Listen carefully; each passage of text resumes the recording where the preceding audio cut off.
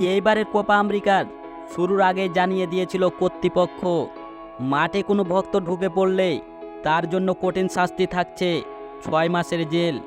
আর এমন শাস্তির কথা জেনেও এক ব্রাজিল তরুণী নিজেকে সামলে রাখতে পারেনি, ঢুকে পড়লেন মাঠে, ব্রাজিল মিডফিল্ডারের কাছে চলে যান এবং তাকে জড়িয়ে ধরেন।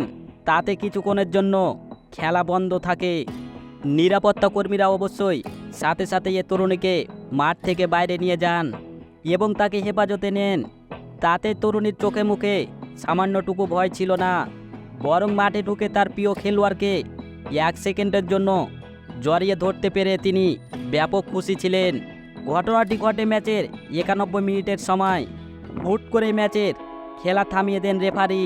তখনও কেউ বুঝতে পারেনি আসলে কি হয়েছে। তারপর দেখা যায় মাঠে ঢুকে পড়েছে এক নারী ভক্ত এবং তার পিছন পিছন ছুটছেন নিরাপত্তা কর্মীরা।